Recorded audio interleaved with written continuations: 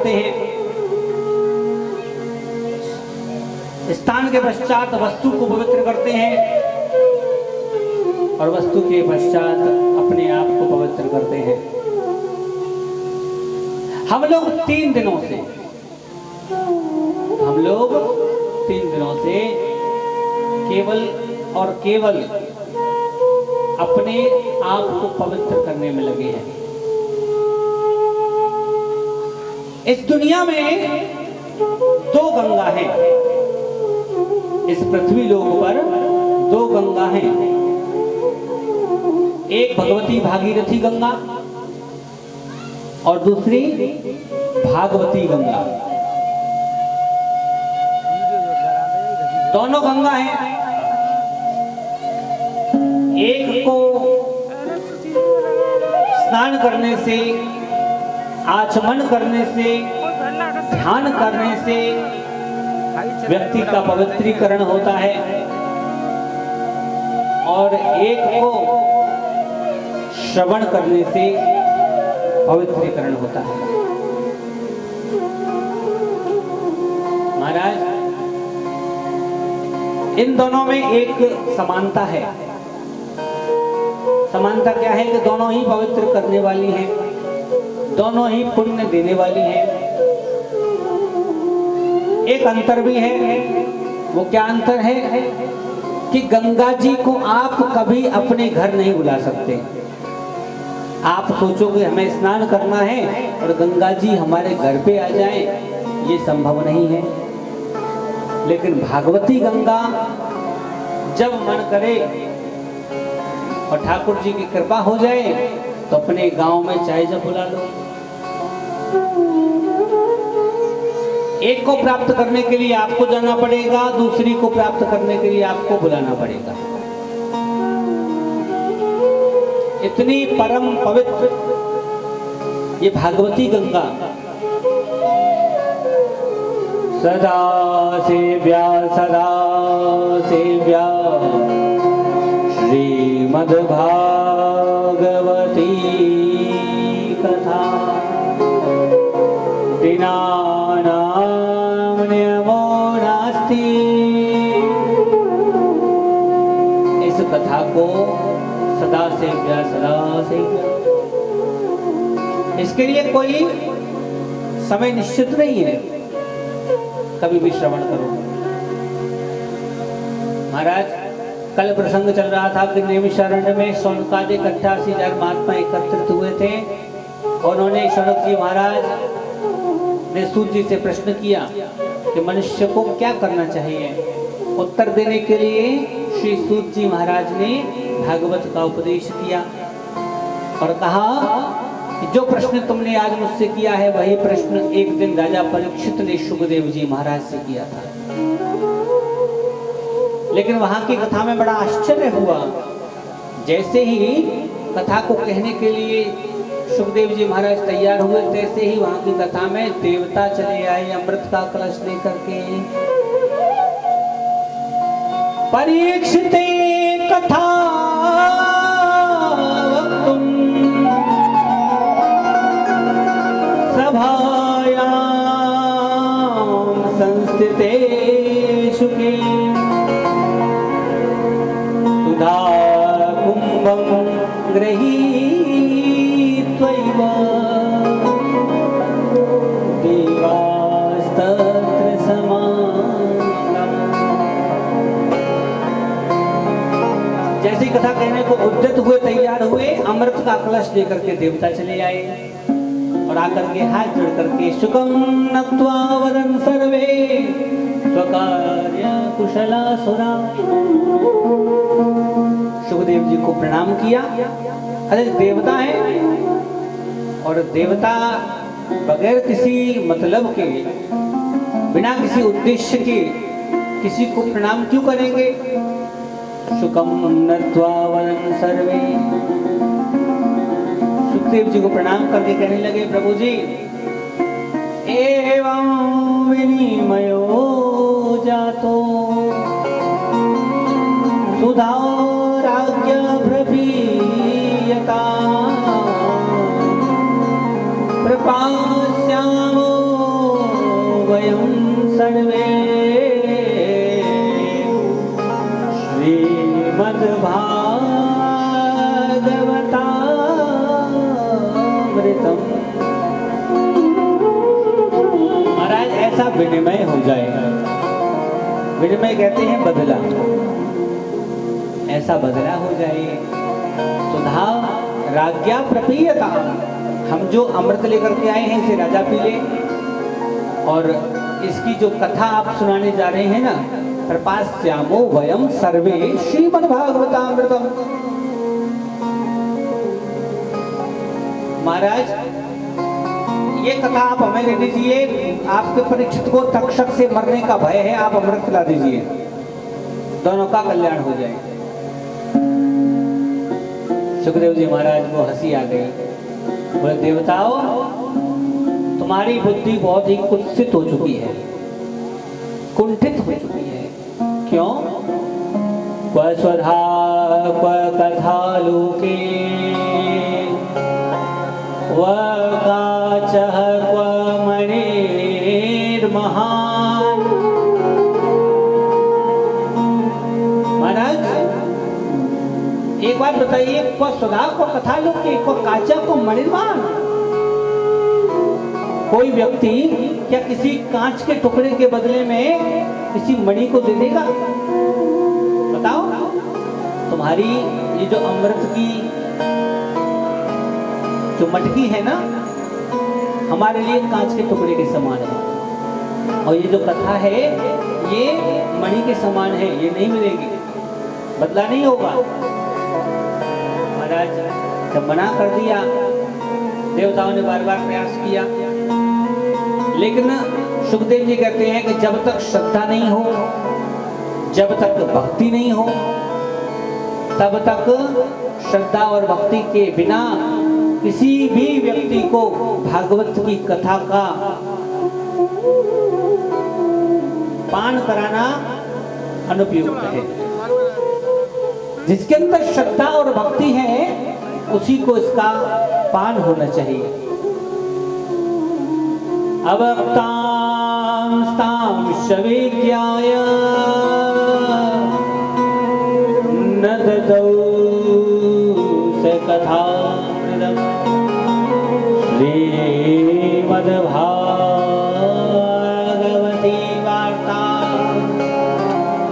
सुराणामपि दुर्लभा। अवक्त जान करके उनको फटकार लगा के भगा दिया। अब राजा परीक्षित को कथा कहने लगे सुखदेव जी। सुखदेव जी कहते हैं, राजा जो कथा मैं आज आपको सुनाने जा रहा हूं ना, वही कथा एक दिन सनकादिकों ने नारद जी महाराज को सुनाई। नारद जी महाराज को, पर नारद जी ने 7 दिन तक स्थिर रह करके इस कथा को कैसे सुन लिया? वही प्रसंग आता है।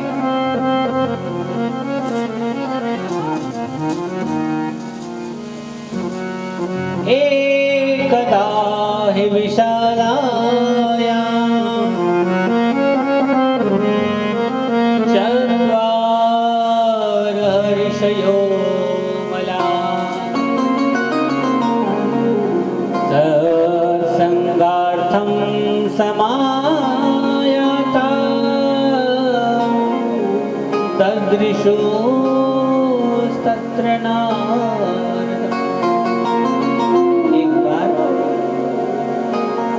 बद्री वन के जंगलों में, बद्री वन के जंगलों में एक बार नारद जी महाराज विचरण करने घूमने गए। सामने से उन्हें सनकादिक चारों भाई आते हुए दिखाई पड़े। सनक, सनंदन, सनातन, सनत कुमार। और ये वही चारों भाई हैं जो सृष्टि में सबसे पहले पैदा हुए। ब्रह्मा जी की सबसे पहली संतान है सनकादिक चारों भाई। और ऐसी इनकी अवस्था है कि 5 वर्ष के बालक के जैसे हमेशा रहते हैं। चारों भाइयों को, अपने बड़े भाइयों को देख करके नारद जी ने प्रणाम किया। अब भ्राताश्री प्रणाम, दंडवत किया। नारद जी महाराज को देख करके चेहरे का जो तेज है वो गायब हो चुका है। मस्तक पर बहुत बड़ी चिंता की रेखा दिखाई पड़ रही है। जो नारद हर समय नारायण नारायण नारायण नारायण की ध्वनि करते हुए रहते थे, आज उनके होश गायब हैं। लक्षण प्रमाणम वस्तु सिद्धि। अगर किसी वस्तु की सिद्धि करनी हो तो दो तरह से होती है, लक्षण से और प्रमाण से। यहाँ लक्षण दिखाई पड़े कि बहुत बड़ी चिंता है। पूछने लगे भैया क्या चिंता है? अरे चिंता तो गृहस्थी को होती है, तुम्हें क्या चिंता? गृह कारज ना जंजाला,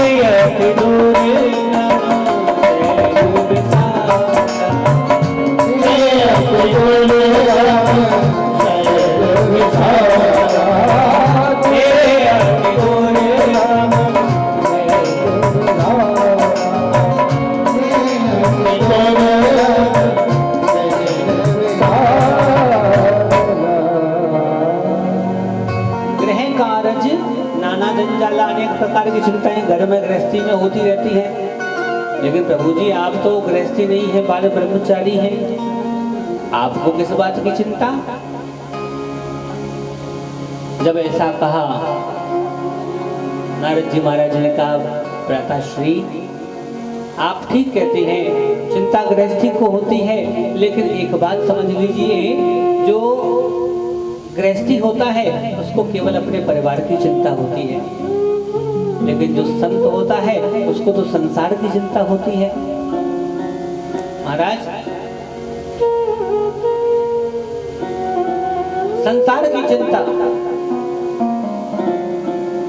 और उसी चिंता के कारण आज मैं दुखी हूं, दुखित हूं।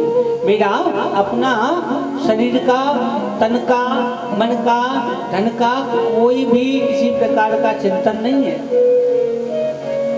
मैं तो जो दुखी हूं वो दूसरे के लिए, क्योंकि साधयति पर कारयति इति साधु। साधु का लक्षण है दूसरे के कार्य का साधन करना। नारद जी महाराज ने कहा आप मेरी चिंता की कहानी जान लो। अहम तो पृथ्वीं यातो ज्ञात्वा सर्वोत्तमामिति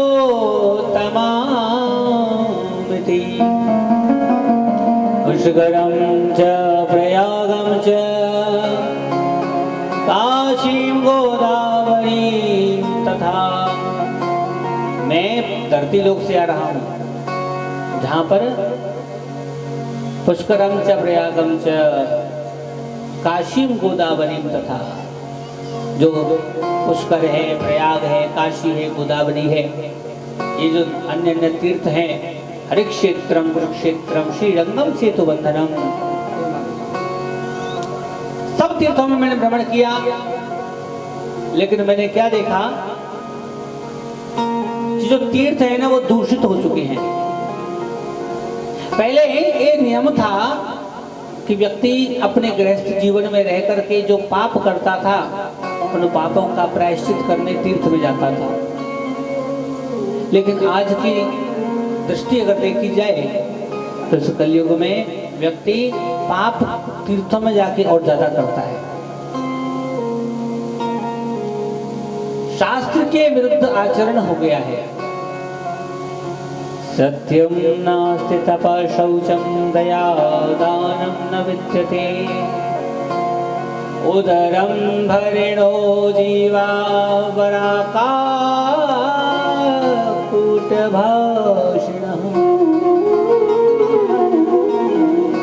सत्य नहीं है।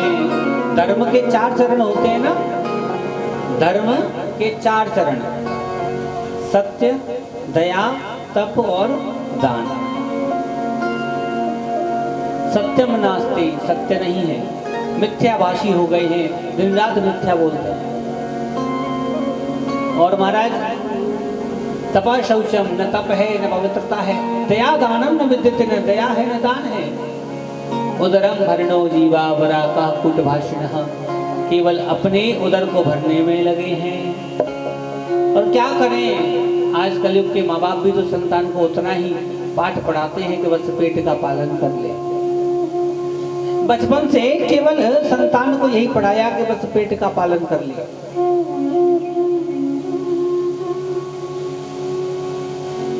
महाराज मैं ये सब कुछ दोषों को देखते हुए आगे बढ़ रहा था कि उसी समय मैं वृंदावन सुंदर स्थान से निकला। उसी स्थान पर एक जवान स्त्री, उसके पास में 2 बूढ़े पुरुष पड़े थे।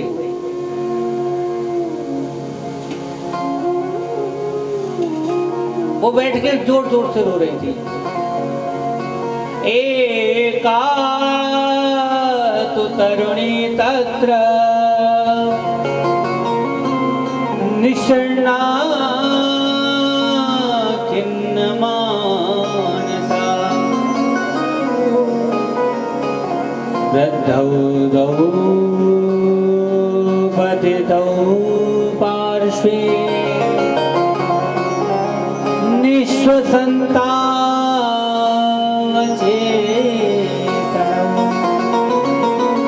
उसके पास में 2 बूढ़े पुरुष हैं। मैं निकलने लगा और जब मैं वहां होकर के जाने लगा, मैं तो सीधे जा रहा था।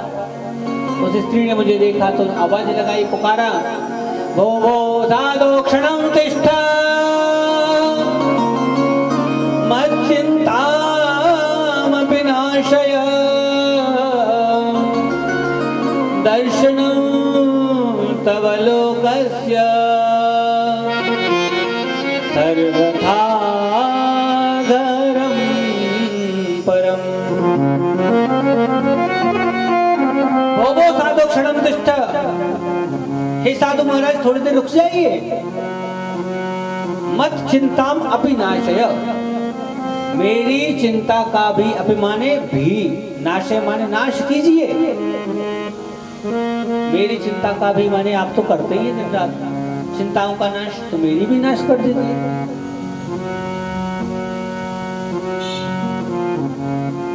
दर्शनम तव लोकस्य सर्वथा वहरम परम। संत का अगर दर्शन हो जाए तो समझ लो भगवान की बहुत बड़ी कृपा हो गई। अब मोहे भाव भरोस हनुमंता, बिनु हरि कृपा मिलहि नहीं समता। संत दर्श बड़े ही भाग्य से होता है। भगत जी बाबा बैठे पीछे, उनको यहाँ बैठा, संत भगवान यहाँ बैठे हैं।